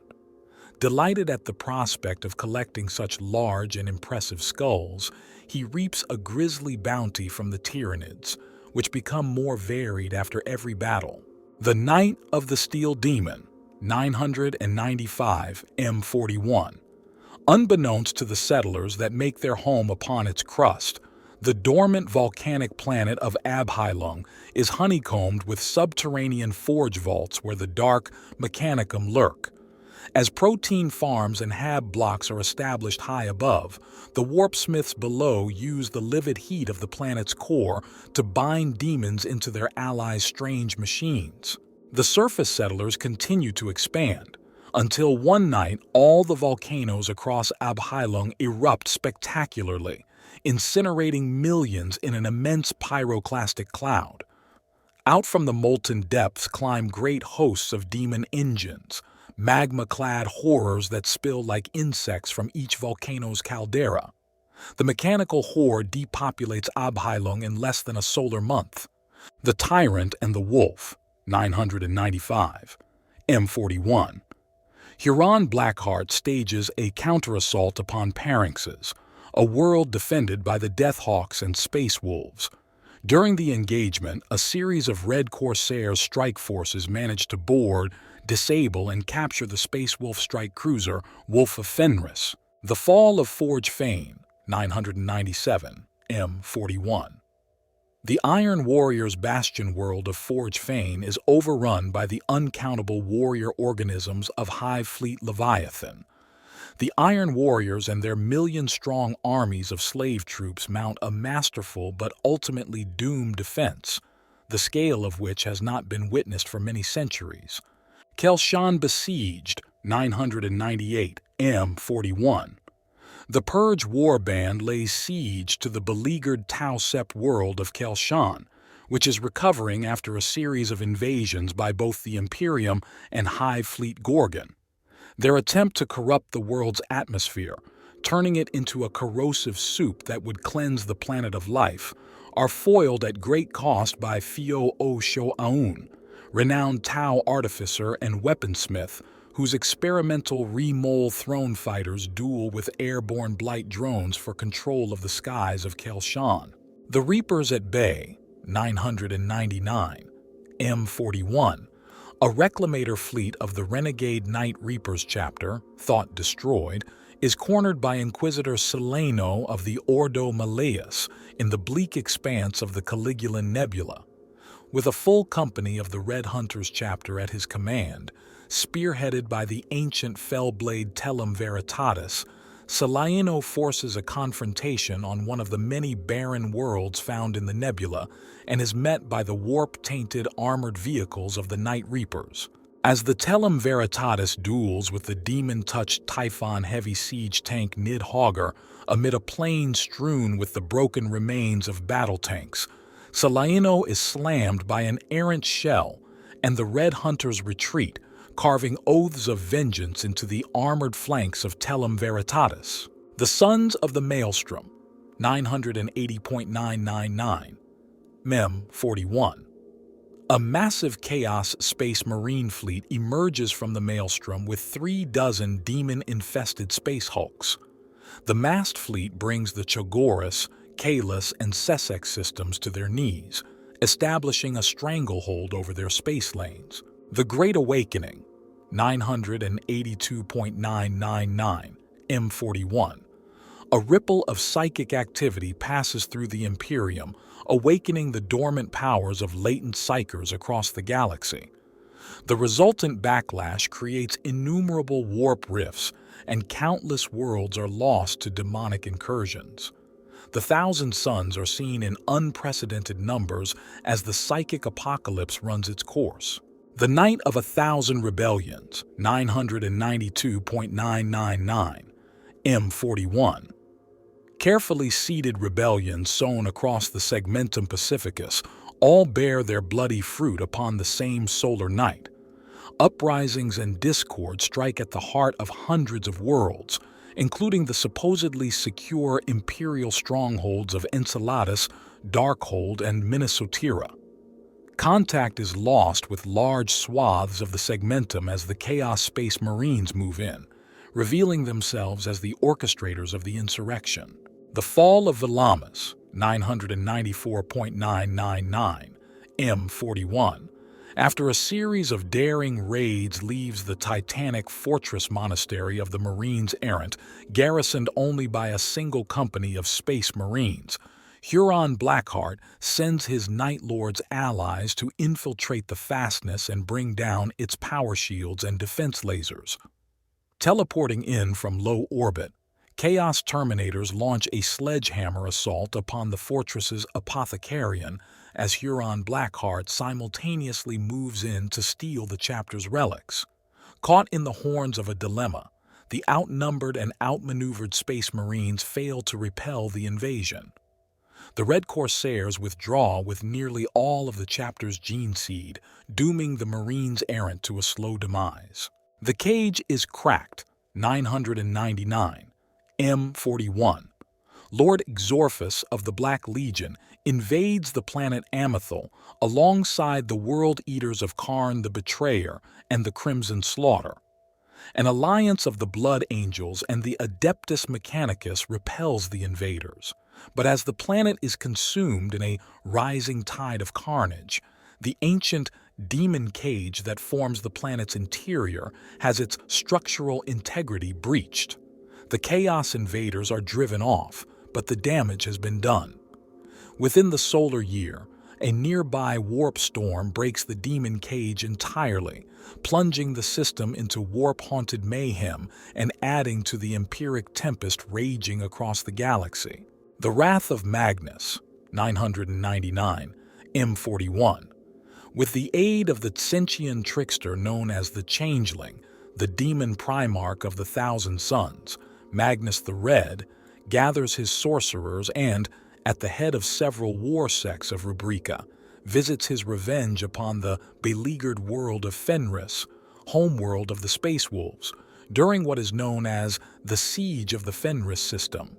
Soon after, the Thousand Suns demon world of Sorciarius, the planet of the sorcerers, returns to real space from the Eye of Terror directly above their Lost Legion homeworld of Prospero. The 13th Black Crusade of Warmaster Abaddon, 995.999, M41. The armies of chaos invade Cadia and its many surrounding worlds. The forces of the Dark Gods read like a roll call from epic battles of the ages.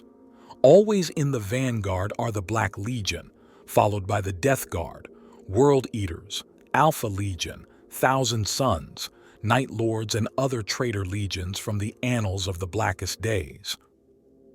Renegade Space Marine chapters, long thought extinct, renew their assaults on the Imperium of Man.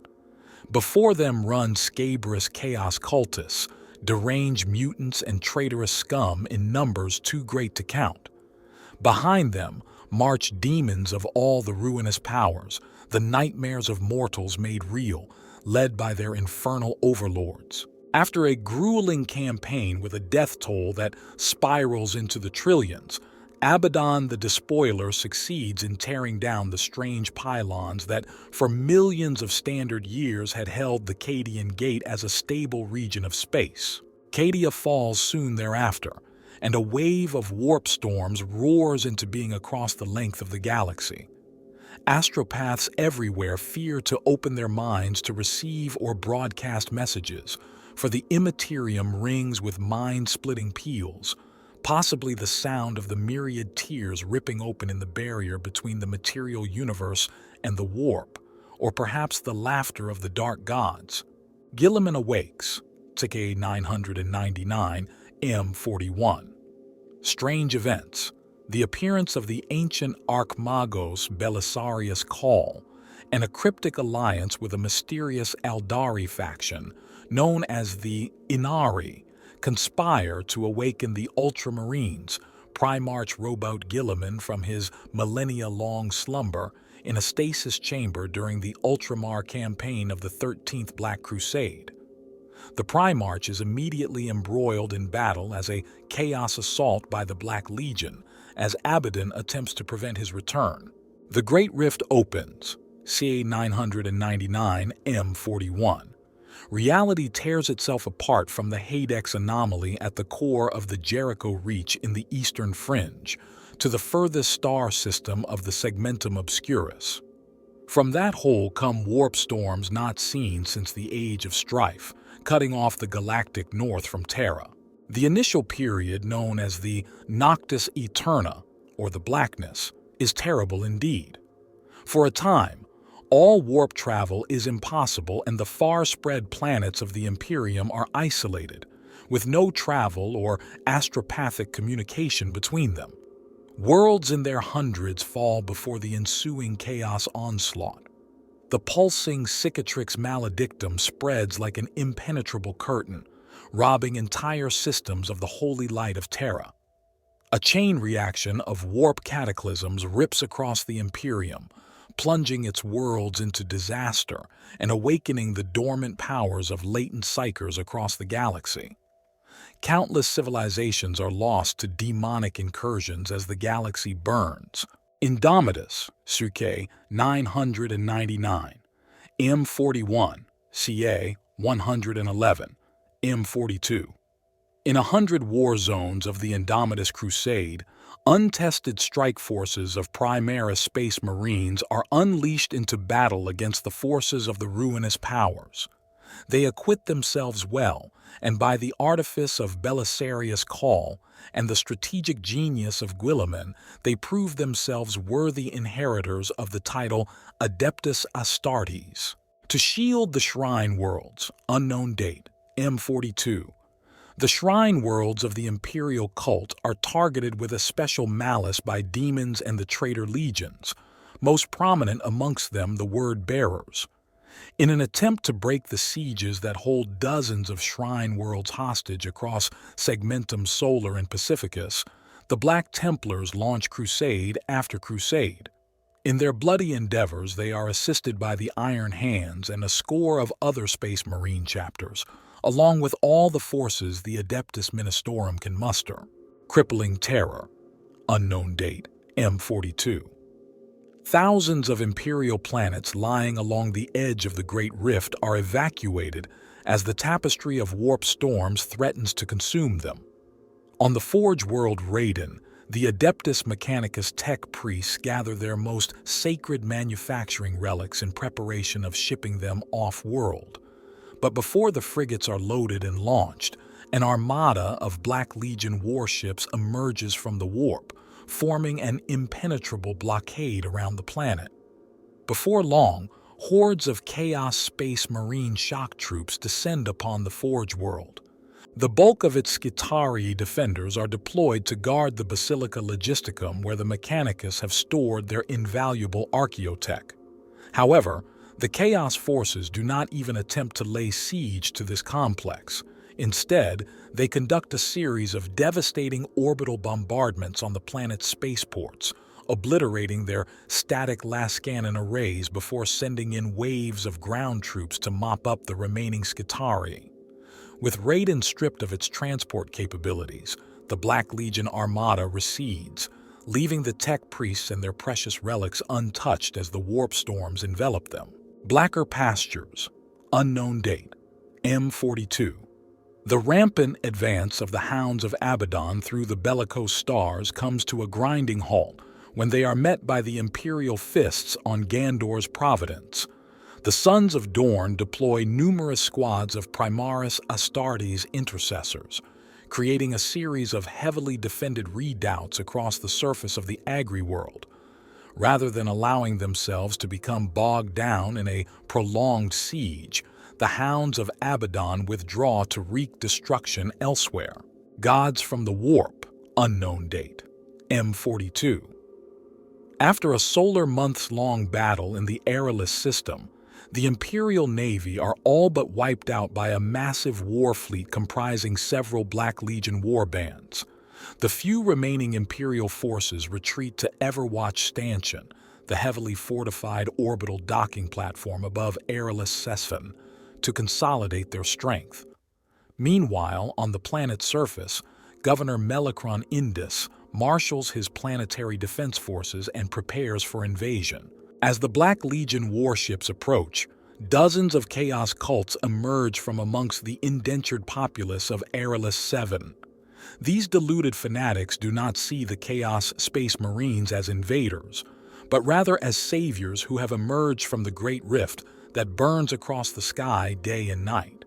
Indus is forced to expend his troops in bloody fights deep inside the Hive cities to prevent the planet from falling to the savage cultists before the Black Legion even arrive. These battles do not go in the governor's favor, for with each passing solar hour, more and more members of the citizenry join in the anarchic uprising.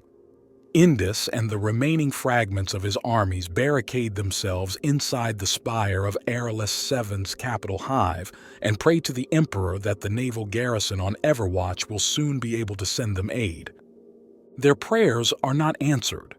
The Black Legion, having captured Everwatch Stanchion several solar days earlier, dislodge the platform from its orbit and send it plummeting down to the planet's surface, directly towards the capital Hive. The explosion created by the colossal impact leaves only a crater where the Hive city once stood, and the ensuing quake is felt across the planet. This display of raw power is the final proof the Chaos cults need. No one on Airless 7 now doubts that the warriors of the Black Legion are gods. The Adeptus Astartes were created as the Emperor's ultimate fighting force. Implanted with the gene seed of the Primarchs, the Space Marines stand 7 Terran feet tall, with thickened bones, 2 hearts, hyperdense muscles, and all manner of special organs that allow them to survive and fight in the most hostile conditions. They feel little pain and heal wounds at a remarkable rate. Their will is hardened by constant training and fighting, and they battle with dedication and zeal, brooking no hesitation, mercy, or cowardice. All of these things combine with the best weaponry and armor in the galaxy to make the Space Marines the most fearsome warriors of the Imperium. The Chaos Space Marines have all of these strengths and skills as well, to which are added the power of chaos and a brutal devotion to the dark gods. Ever since the Horus Heresy, Space Marines of every legion and chapter have been tempted by the path of chaos, whether for selfish reasons or great ideals. Sundered from the Imperium, having turned their backs on the Emperor, these warriors know that there can be no peace for them, neither forgiveness nor absolution.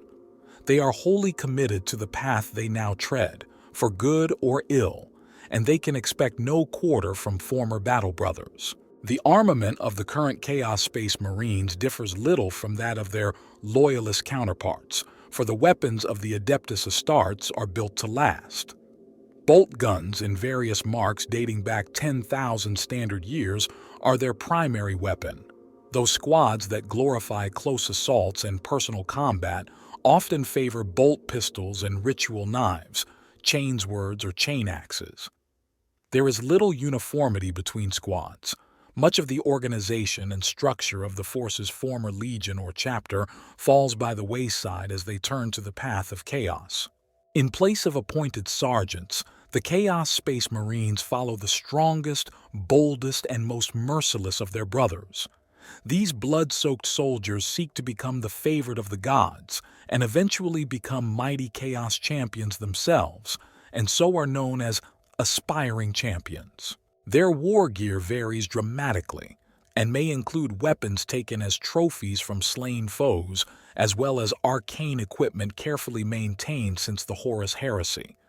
It is the aspiring champions of these units that strive the hardest to gain recognition amongst the ranks of the Chaos Space Marines, spilling the blood of mighty foes in single combat in order to draw the gaze of the gods. Whether he be a traitor from the prehistory of the Imperium or a renegade turncoat from a more recent conflict, A Chaos Space Marine will find himself slowly reshaped by the eldritch powers he worships into a form that better echoes the darkness in his soul. The energies of the warp will cause a heretic Astartes warrior's flesh and blood to meld with his armor over time until they become one and the same, just as it conjoins his consciousness with the once pure machine spirits of his Wargear. As the years pass, a heretic Astartes grown obsessed with death may find his helm transforming into a flayed skull that is fused to his own features, whilst one who seeks to glut himself on flesh finds his intestines mingling with the recycler cables of his power armor until he is a living engine of consumption. Often, these perverted anatomies echo the shapes and hues of the demon servants of the ruinous powers, marking the Chaos Space Marine as the property of his divine patron, body and soul. Rejoice, brothers, your slavery to the false emperor ends today. All men of power can choose to devote their lives to the pursuit of great good or great harm to others, and the Space Marines are no different from other mortals in this respect. Genetically engineered as an adolescent to be a transhuman warrior, and armed and armored with the Imperium's most advanced technology, a Space Marine is intended to serve as the ultimate defender of mankind.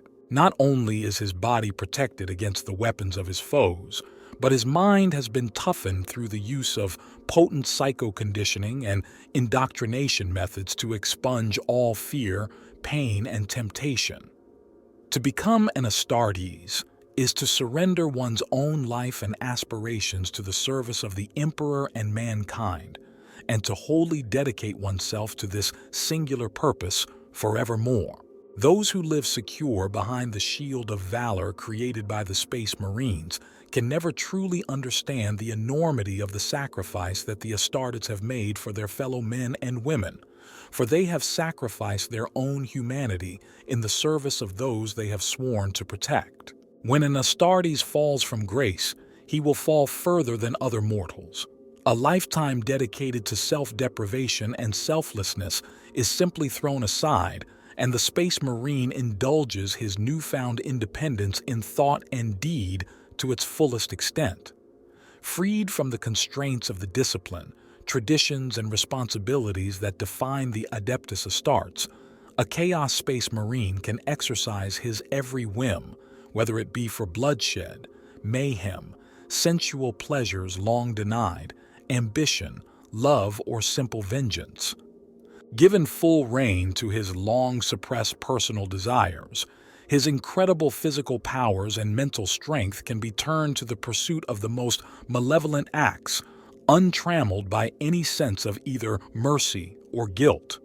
When an Astartes' will finally breaks, the result is catastrophic as the whole edifice of his purpose and psyche tumble into an often violent maelstrom of unleashed and pent-up desire.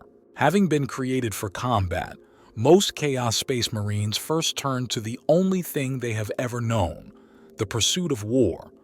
Though their ideals and goals may have been cast aside, their superhuman bodies and tactical and strategic skills remain intact. Released from the confines of the need to follow orders and pursue missions prescribed by others, a Chaos Space Marine can become a cold and psychopathic killer without morals or restraint. He pursues this bloody life to its fullest extent, glorifying in the power of his genetically enhanced body and the ability it renders him to unleash death and misery upon those he once served. Some Chaos Space Marines never grow past this point and remain bloodthirsty renegades, corsairs, and pirates for the rest of their long lives. Others, now free to explore the temptations of the galaxy all around them, reach out in all directions to widen their mental horizons and experiences. Once a subservient cog within their legion or chapter's machinery dedicated to the service of a distant emperor, a heretic Astartes may come to relish the chance to be a master rather than a servant, enslaving nations and whole worlds into the service of himself and the ruinous powers. Others prefer to pursue different avenues, such as the study of once illicit texts or a passion for technical or sorcerous knowledge forbidden to the servants of the Imperium. Some Chaos Space Marines prefer to inflict pleasure and pain upon themselves, pushing their bodies and minds to the limits of what they can withstand and beyond, desperate for a sensual reward that mortals, even Astartes, were never intended to experience. To be a Chaos Space Marine is ultimately to feel a near godlike power over other beings, particularly one's fellow humans. Having been freed for solar decades, if not centuries, from the experience of fear and now released from responsibility, a Chaos Space Marine does not dread either retribution or punishment for his deeds. For most Chaos Space Marines, all memories of their heroic past are soon lost amidst the rivers of blood and the ecstasies of new sensation, and any thoughts of the future are but half-imagined cravings for more power, more killing, more pleasure, more pain. By dedicating himself body and soul to the dark gods, an Astartes not only finds a patron who approves and encourages his new life, but who will actually reward him the further down that path he walks. For one whose sole existence was once defined by the necessity of self-denial and utter obedience, the euphoria of this realization of true freedom can be an even more potent intoxicant than the pride he once felt at being accepted as one of the Emperor's Space Marines. It is this temptation that constantly beckons to all Loyalist Space Marines. They cannot claim to be ignorant of its existence, as the teachings of their chapter and its chaplains remind them daily of both their purpose and their duties. No Space Marine casually walks away from these once welcome bonds no matter what might occur in his life. For an Astartes to turn to the service of chaos, he must consciously make the choice to walk a radically different path, to choose profane freedom over righteous service. Once made, it is a decision that can never be recanted, for from the moment that a Space Marine renounces his service to the Emperor, he is truly lost and irrevocably damned. The Chaos Space Marines have the same genetic origins as the Space Marines in the gene seed created by the Emperor from the genomes of the 20 Primarchs, and thus have the same physical abilities as their uncorrupted counterparts. Due to their allegiance to chaos, veteran Chaos Space Marines often suffer from extreme mutations, or chaos gifts, depending on the point of view. Traitor Marines are virtually immortal due to their sojourns within the warp, and their Terran millennia of experience afford them levels of tactical mastery and advanced battlefield skills that the much younger Loyalist Space Marines have not yet earned. Many Chaos Space Marines are still equipped with the ancient patterns of power armor and weapons they had when they initially betrayed the Imperium at the start of the Horus Heresy, which are broadly the same as those used by the current Loyalist Space Marines, although some differences now exist with regard to jump packs, power armor appearance, etc. At present, in the late 41st millennium, some 10,000 standard years after the Horus Heresy, the Imperium of Man has made a few, mostly minuscule technological advancements due to the recovery of certain standard template construct (STC) technologies from the interstellar human civilization that existed during the Dark Age of technology. In most ways, the Imperium has either completely stagnated or even regressed from the technological level prevalent across the human-settled galaxy during the Great Crusade in the early 31st millennium, though the recent efforts of Archimagos Dominus Belisarius' call following the introduction of the Primaris Space Marines have seen fit to try and reverse this fear of innovation. Whether this proves to be too little, too late, remains to be seen. Chaos Space Marines have far more limited access to the handful of new inventions that have appeared on the galactic scene in the last 10,000 years. In general, anything developed since the heresy is unavailable to the Traitor Marines unless it has been captured or was already deployed among Space Marines who went renegade in more recent centuries. For example, The Iron Warriors Traitor Legion is well known for capturing and using more modern patterns of Imperial tanks and armored vehicles. While Chaos Space Marines may possess older technology than their Loyalist counterparts, they compensate for this weakness through the ability to summon demons from the immaterium and make use of demonic technology like demon engines, as well as the unbridled power of arcane psychic sorcery drawn from the warp without fears of limitation or corruption. Because the Chaos Space Marines have all dedicated their souls to chaos, they are extremely fearful of death, knowing that their souls will ultimately be consumed by the ruinous powers, unless they can earn the rare promotion to become demon princes in their own right. The Chaos Gods do not truly care for their Chaos Space Marine servants any more than they do for any mortals who serve them. The Dark Gods would gladly see their mortal servant souls tortured for all eternity within their realms in the immaterium simply for their own pleasure. Worshippers of Khorne are cursed to feel eternal rage, but denied the ability to slaughter. The children of Nurgle are forever consumed by despair and the racking pains of a hideous death. Those who serve Slaanesh as their patron will be tortured for the sheer pleasure of the Prince of Chaos until the end of time, and the servants of Tzeentch know only endless insanity as their souls constantly change in form, and the knowledge of the universe they crave is forever placed just out of their reach. In theory, those souls who choose to serve chaos undivided rather than any individual chaos god are either shared or fought over by the Chaos Gods in the afterlife of the immaterium. Only the promise of eternal life as a demon prince, a dubious honor earned through unbridled success in the service of chaos, reassures those mortals who pledge their lives and souls to the ruinous powers. This fear of death, however, does nothing to slow or halt the vicious might of the Chaos Space Marines, who are quite sure that the power they have received from the Chaos Gods in return for their souls will ultimately provide them with rule over their fellows, as they believe is the right of every Astartes. It will also provide the opportunity to earn the necessary glories required to appease the Dark Gods and claim the demonic immortality they offer as ultimate reward.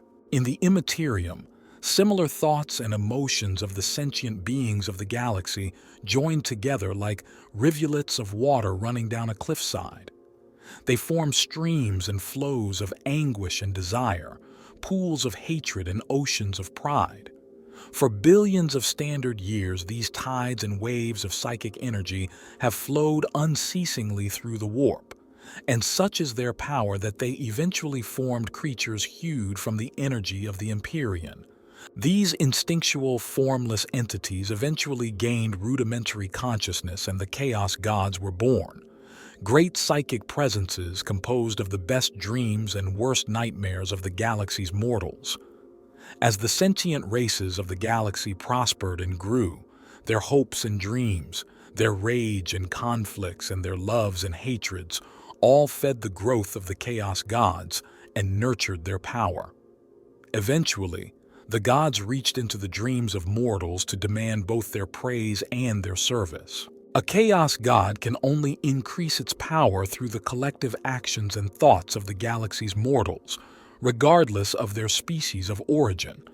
Those who worship a Chaos God and behave in a way that feeds its psychic nature are rewarded with strange gifts, mutations, extraordinary psychic powers, and potentially the greatest reward, Ascension as an immortal demon prince. As the Chaos Gods battle one another within the warp and the realm of chaos, so too do their followers wage war upon one another in the material universe. The victors of these battles earn more power for their masters, although the machinations and natures of the Chaos Gods are such that often a victory is unnecessary, merely the acts of sacrifice and battle in and of themselves. When the devotees of chaos die, their psychic energy, their souls in the warp, do not fade away to an unknown destination, are not destroyed, and are not devoured by demons like the souls of others. Instead, their souls are swallowed by the collective power of the gods, sustaining them and increasing the eternal power of chaos. Although untold billions of sentients worship the chaos gods under a myriad of different guises, names, and aspects, for the majority of those who serve chaos, the dark gods offer simply the chance for more power and wealth in a universe where such things are rarely easily attained. But there are those few men and women who dedicate their lives to becoming true warriors of the chaos gods. For these devotees, the allure of chaos is even stronger. The champions of chaos have a deep, fervent belief in the ruinous powers, and their commitment is total. They swear themselves body and soul in this life and beyond to chaos. Those who dedicate themselves to the service of chaos are doomed to an all-or-nothing existence as chaos champions in the service of one of the dark gods, or even of chaos undivided. The reward for those who please their god is ultimate power. For those who fail, it is only eternal oblivion. To achieve greatness in the eyes of their god, chaos champions will perform any act, no matter how immoral, insane, or vile. A champion of chaos does not simply praise and venerate the chaos gods. He swears his life and soul to their service, bargaining away his own essence in exchange for power and the rewards of their patronage. Granted the forbidden knowledge and strength of chaos, a champion can lead armies, conquer whole worlds, and achieve greatness, and ultimately, immortality. At the same time, the gods who choose to favor this champion can bring their influence to bear upon him, so that even as he furthers his own ambitions, he also furthers the dominance and plots of his patrons. Chaos champions are the leaders of the forces of chaos, and the majority of them are Chaos Space Marines, though some have far more mundane origins. It is a great irony that the same abilities that make Space Marines the greatest defenders of the Imperium are also extraordinary assets for those who would become the most potent warriors of the Chaos Gods. The genetic alterations that create a Space Marine also make Astartes more resistant to the mutational affects of exposure to the energies of the warp, which allows a Chaos Space Marine to better survive the attentions of his often capricious new patrons. Just as their bodies benefit from the changes wrought upon them by the ancient technologies pioneered by the Emperor, so too are the minds of Space Marines, honed to an incredible focus and possessed of a potent force of will. These are qualities that stand a man in great stead if he wishes to become a Chaos champion. Those who lack a certain clarity of thought, the mental steel required to be successful, will soon be engulfed and lost in the constant anarchy of service to chaos, or will be swiftly overthrown and slain by more ambitious and ruthless subordinates and comrades. Chaos cares little for loyalty. Power is given to those strong enough to claim its rewards. Save for a few champions dedicated to the most pure service of Khorne, Chaos champions do not live and fight alone. Other followers of Chaos are drawn to them, either through the will of the gods or through the draw of a champion's own glory and reputation. These groups form the Warbands of Chaos, and they can vary in size from a handful of individuals to massive hosts that rival an Astra Militarum regiment in size and power. The most successful Chaos champions command vast armies of devoted warriors. For Chaos Space Marines, these warbands are mostly composed of comrades they fought alongside in their Traitor legions or their Renegade chapter. Yet it is not uncommon for renegades with very different histories to find a common cause in their service to the ruinous powers, as Chaos recognizes neither hierarchy nor structure, only results. These warbands compete with each other as much as they fight against Xenos and the forces of the Imperium. Resources are precious and hard-won in the Eye of Terror, and the maelstrom and control of cities, continents, and worlds is vital to the maintenance of power. Most valued over all other things is the favor of the Chaos Gods. Champions and their warbands must constantly prove their continued dedication to their patrons. The Chaos Gods are embodiments of the question, "What have you done for me lately?" Champions earn rewards from their gods by destroying their patrons' enemies and succeeding on obscure missions and quests. On the demon worlds in the Eye of Terror, hundreds of warbands struggle in battle to best each other for possession of demonic artifacts, ancient knowledge, weapons and war machines left over from the days of the Horus Heresy and from before the fall of the Eldari. They are pitched into eternal conflict as sacrifices to their gods and to earn the power to summon demons to their cause. When not battling one another, the warbands of Chaos Space Marines are a roving threat, for they are wandering bands of nomadic warriors intent only on slaughter and loot. From bases hidden in asteroid fields upon the surfaces of deserted moons and aboard painstakingly maintained starships that date back to the Great Crusade, they watch and wait for their prey to appear, gathering strength wherever a new blow can be struck against the despised Imperium of Man and its hated corpse emperor. In the end, every Chaos champion faces one of three fates. A life of constant warfare is a dangerous one, and most will die upon the field of battle, forgotten by their god as just another failure, but immortalized in legend by their remaining followers and comrades. These champions are nothing more than blood-soaked sacrifices to chaos, their goals and ambitions forever unfulfilled. A Chaos champion who survives the constant battles will slowly gain more and more favor from his chosen god. These rewards come in different forms. Some champions may be sent more followers. Those with a taste for such things might learn potent spells of psychic sorcery, while all champions will eventually exhibit strange, inhuman powers. Most of the gifts offered by the Chaos Gods take the form of physical and genetic changes, mutations. Some mutations are beneficial, some harmless, others downright debilitating. Though such changes can make a Chaos champion a fearsome warrior, he risks receiving so many such gifts and becoming so mutated that he loses all control of himself and degenerates into the hideous creature known as a Chaos spawn. Even the superhuman, genetically engineered body of an Astartes can only withstand so much genetic corruption and contain only so much unnatural power. When this limit is finally breached, the Space Marine or other champion will be lost forever, transformed into a gibbering and mindless Chaos spawn. Driven insane, Chaos spawn are nothing more than mindless, howling monsters of tortured, mutated flesh.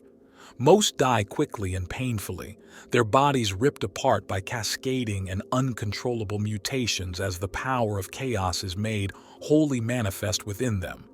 Of those who do not die instantly upon surpassing the limit of the chaos power that their bodies can withstand, some are abandoned by their war bands to wander the demon worlds until they are slain, while others are kept as pets and war beasts by those who were once their followers. But the third fate of a Chaos champion is the reward to which all devotees of chaos dedicate themselves: Ascension to demonhood. The champion's ultimate reward is Ascension to become a demon prince of his patron god.